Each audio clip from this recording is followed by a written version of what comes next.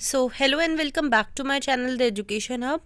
तो आज है हमारा डे 7 हमारी करिकुलम पेडागोजी एंड इवैल्यूएशन की सीरीज़ का। और अब हम स्टार्ट करेंगे स्ट्रैटेजीज ऑफ टीचिंग, यानी हम पढ़ा कैसे कैसे वे से सकते हैं। तो जिसमें हम सबसे पहला मेथड पढ़ेंगे लेक्चर मेथड। ठीक है, लेक्चर मेथड क्या होता है, उसके एडवांटेजेस, डिसएडवांटेजेस, प्रिकॉशंस वगैरह सबके बारे में हम इस वीडियो में कवर करेंगे। तो देखिए लेक्चर मेथड क्या होता है, कहाँ से वो निकला और क्या उसका मीनिंग है। तो लेक्चर मेथड सबसे ओल्डेस्ट मेथड है पढ़ाने का, मतलब सबसे पुराने टाइम से लेक्चर मेथड का यूज़ होता आ रहा है। ठीक है, 14th सेंचुरी से ये यूज़ होता आ रहा है। इसमें क्या होता है, लेक्चर देना होता है। ठीक है, लेक्चर का मतलब है कि जैसे कोई नॉलेजेबल पर्सन है, मोर नॉलेजेबल पर्सन है, वो अपने स्टूडेंट्स को बताएगा। जो कि हमने पिछली वीडियो में देखा था कि टीचर और लर्नर क्या होता है। तो टीचर जो है वो अपने स्टूडेंट्स को बताएगा बोल के। जैसे कि पहले के टाइम पे क्या होता था, गुरुकुल का सिस्टम होता था। तो वो जो गुरु होते थे वो उन्हें बोल के बताते थे कि ऐसा है या वैसा है। ठीक है, हमने अब भी देखा होगा अपने स्कूल्स में कि कोई ऐसे टॉपिक्स जैसे हिस्ट्री वगैरह जो होती हैं वो टीचर लेक्चर मेथड का यूज़ करके पढ़ाती हैं, जिसमें वो हमें कि पहले क्या हुआ, इस चीज़ के पीछे का आइडिया क्या है, वो हमें बोल के समझाती है, ना कुछ दिखाकर। ठीक है, ना एक्सपेरिमेंट कराकर, ना विजिट करवा कर। वो अलग मेथड्स होते हैं। लेक्चर में सिर्फ टीचर जो है वो बोलता है और जो बच्चे हैं वो सुनते हैं। ठीक है, अब इसके क्या फीचर्स हैं वो हम जानेंगे।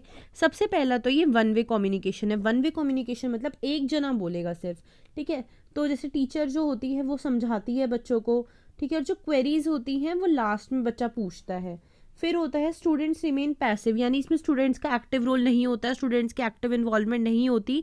टीचर एक्टिव रोल प्ले करती है, टीचर बोलती है। ठीक है, मैनेजिंग लार्ज क्लासेस, ये कब यूज़ होता है, जब हमें लार्ज क्लास को समझाना हो। जैसे कि हम एक्सपेरिमेंट का मेथड, 100 बच्चे होंगे तो एक टीचर उन्हें एक्सपेरिमेंट मेथड से नहीं पढ़ा पाएगी, क्योंकि वो पॉसिबल नहीं होगा ना शो कराना उन सब बच्चों को एक्सपेरिमेंट, ना उनसे परफॉर्म करवाना। लेकिन अगर लार्ज क्लास है तो बच्चा टीचर उन्हें लेक्चर के थ्रू पढ़ा सकती है। फिर है manipulative interventions not required, teacher पहले ही बोल देती है कि मुझे इस क्वेश्चंस के बीच में डिस्टर्ब मत करना, मतलब आप मुझे मैनिपुलेट नहीं कर सकते, मुझे बीच में नहीं रोक सकते, इंटरवीन नहीं कर सकते इसके बीच में। वो टाइम दे देती है कि मे बी जब मैं पूछूँ तब आप लोग अपने डाउट्स पूछना या लास्ट में पूछना, ये वो पहले ही डिसाइड कर लेती हैं। Based on idealism principle philosophy, तो लेक्चर मेथड जो है आइडियलिज्म की फिलॉसफी पे बेस्ड, और आइडियलिज्म के बारे में मैं पहले बता चुकी हूँ कि एक बहुत बड़ा टॉपिक है, इसलिए मैं वापस अब रिपीट नहीं कर रही। सूटेबिलिटी, सूटेबिलिटी होता है कि कहाँ कहाँ सूटेबल है, किस किस जगह हम लेक्चर मेथड का यूज़ कर सकते हैं। सबसे पहला teaching of new facts and process, कोई नई चीज़ आई है, किसी नए टॉपिक के बारे में बच्चों को हमें बताना है, कोई नई न्यूज़ आई है उसके बारे में बताना है, तो हम इसमें लेक्चर मेथड का यूज़ करेंगे। Teaching of topics without previous knowledge, जब हमें प्रीवियस नॉलेज नहीं होती बच्चे को किसी टॉपिक के बारे में, कि अर्थ जो होती है, सीज़न कैसे होते हैं या फिर डेज़ कैसे होते हैं, बच्चों को उनके बारे में नहीं पता कि सीज़न क्यों होते हैं, डेज़ क्यों बदलते हैं, तो इसमें प्रीवियस नॉलेज हमें बच्चों को बिल्कुल नहीं है, ना हमें उन्हें चेक करनी, तो हमने उन्हें डायरेक्ट पढ़ाना है। ये होगा प्रीवियस ईयर के बिना, नॉलेज के बिना। तो इसमें हम लेक्चर मेथड यूज़ करेंगे जिसमें टीचर सिंपली टॉपिक को पढ़ा देगी। टीचिंग द सीनियर स्टूडेंट्स, अब जैसे प्ले वे मेथड है, बच्चों को खिला के पढ़ाना, उसमें तो बड़े बच्चों को नहीं पढ़ा सकते। एक्सपेरिमेंट मेथड से बार बार हम बच्चों को नहीं पढ़ा सकते, क्योंकि वो अपनी जूनियर क्लासेस में वो पढ़ के आए होंगे। तो अब हमें बस बच्चों को बोल के समझाना है, इसमें हम लेक्चर मेथड का यूज़ करेंगे। फिर है अवेलेबिलिटी ऑफ लिमिटेड टाइम, अब हमारे पास टाइम कम है, एग्जाम्स आ रहे हैं, कोई और रीज़न है, और भी टॉपिक्स पढ़ाने हैं, तो हम क्या करेंगे, लेक्चर मेथड का यूज़ करेंगे। फिर है इंट्रोडक्शंस एंड कैलकुलेशंस। देखिए इंट्रोडक्शंस एंड कैलकुलेशंस में क्या है, जो नया टॉपिक है, कोई नया टॉपिक आया है, उसको पढ़ाने के लिए हम लेक्चर मेथड का यूज़ करते हैं। फिर है use as a supplement, supplement होता है अलग मेथड के साथ, जैसे हम बच्चों को प्ले वे मेथड करा रहे हैं, एक्सपेरिमेंट मेथड से पढ़ा रहे हैं, तो उसके साथ साथ हमें लेक्चर देने की भी ज़रूरत होती है। जैसे हमें बच्चों को बताना है कि आज हम बाहर एक्टिविटी करेंगे जिसमें हम प्लांट्स के बारे में देखेंगे, लीव्स के बारे में देखेंगे, उससे पहले बच्चे को हमें टॉपिक की नॉलेज देनी होती है, जो कि हम लेक्चर मेथड से दे सकते हैं। असेसिंग स्टूडेंट्स कम्प्रीहेंसिबिलिटी, कि इसमें बच्चों ने कितना सुना, बच्चे की लिसनिंग एबिलिटी कितनी है, ये सब चेक करने के लिए भी हम लोग लेक्चर मेथड का यूज़ करते हैं।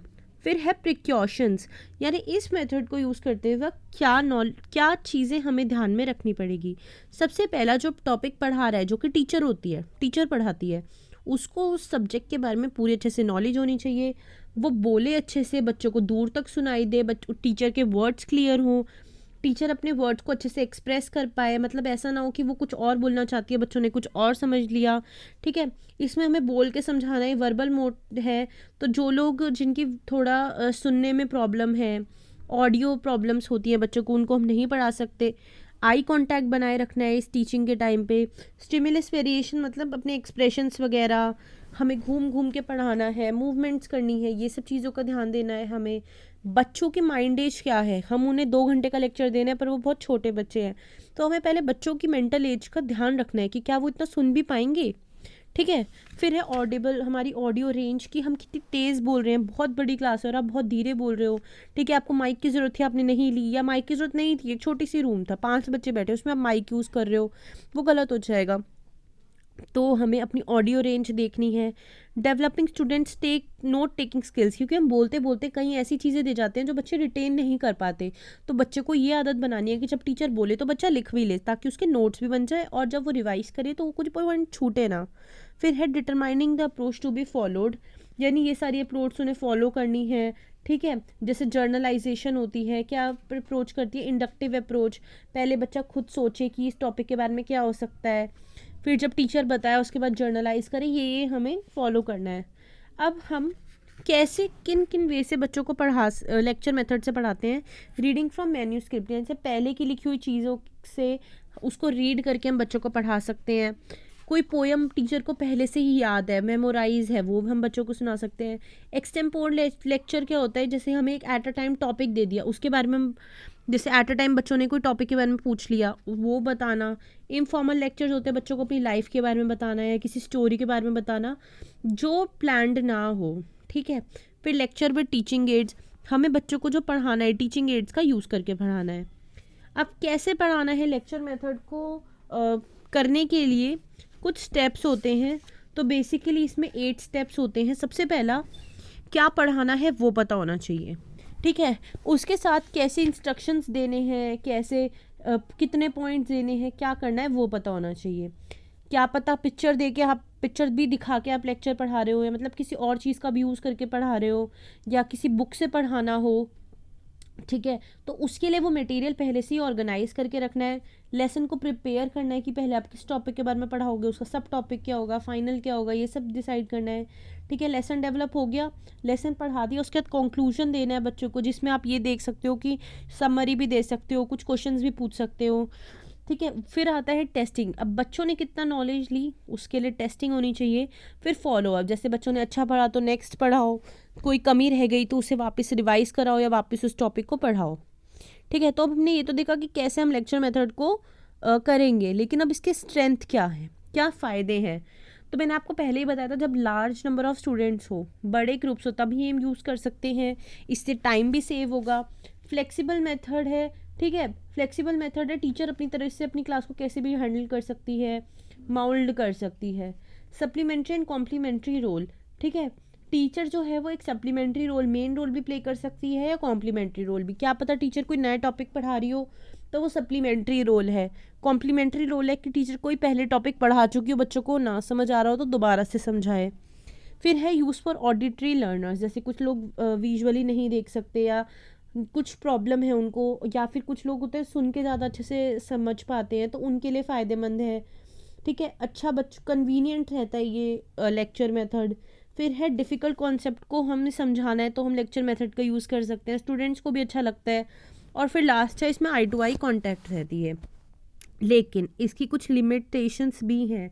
जैसा कि ये वन वे कम्युनिकेशन है, इसमें सिर्फ टीचर बोलती है, स्टूडेंट्स नहीं बोलते, तो इसमें एक्टिव पार्टिसिपेशन नहीं होती स्टूडेंट्स की। मोनोटोनस होता है कि जो टीचर ही बोलती रहती है, स्टूडेंट्स की इन्वॉल्वमेंट नहीं है, बच्चे बोर भी हो जाते हैं। स्पून फीडिंग में, इसमें स्पून फीडिंग होती है, टीचर एक नॉलेज थी टीचर के पास, उसने बच्चे को दे दी, क्योंकि बच्चे की कुछ खुद इन्वॉल्वमेंट नहीं रही। स्ट्रेनियस टास्क, स्ट्रेनियस टास्क होता है हल्का सा डिफ़िकल्ट टास्क है टीचर के लिए, क्योंकि इसमें एक्सपर्ट टीचर चाहिए, कई घंटे उसको रिवीजन के लिए चाहिए। ठीक है, इसलिए स्ट्रेनियस टास्क है। फिर लेस लर्निंग। ठीक है, जो बाकी मेथड जैसे डिस्कशन मेथड है, प्रोजेक्ट मेथड है, उससे ज़्यादा सीखने को मिलता है इसके मुकाबले, लेक्चर मेथड के मुकाबले। इग्नोर्स इंडिविजुअल डिफरेंसेस, इसमें इंडिविजुअल डिफरेंस का ध्यान नहीं दिया जाता, सब बच्चों को एक मान के पढ़ाया जाता है। Not suitable for lower class, हम छोटे बच्चों को लेक्चर मेथड से नहीं समझा सकते क्योंकि उनकी मेंटल एज उतनी नहीं होती कि वो समझ पाए कि टीचर क्या बोल रही है। जब तक वो देखेंगे नहीं, कुछ सुनेंगे, ठीक है, मतलब देखेंगे नहीं, एक्सपीरियंस नहीं करेंगे, वो नहीं रिटेन कर पाएंगे। फिर है not suitable for certain type of learning, कुछ लर्निंग ऐसी होती है जैसे हमें बच्चों को मोटर लर्निंग दिखानी है, उनको कुछ खिला के करना है, एक्सप्लोर करवाना है, बच्चों को कुछ खुद रिसर्च के लिए देना है, तो उसमें ये मेथड यूज़ नहीं हो सकता। तो इस वीडियो में हमने बात करी कि लेक्चर मेथड क्या होता है, कहाँ कहाँ ये यूज़ होता है, क्या इसकी स्ट्रेंथ है, क्या वीकनेस है, कैसे डिलीवर करना चाहिए हमें। होप है आपको वीडियो समझ आई होगी। अगर आपके कोई भी डाउट होते हैं तो कमेंट सेक्शन में पूछ सकते हैं, या टेलीग्राम का लिंक मैंने डिस्क्रिप्शन में मेंशन किया हुआ है, वहाँ पे भी जाके आप लोग पूछ सकते हैं। And if you like watching the education of videos, to do subscribe to my channel. Thanks for watching.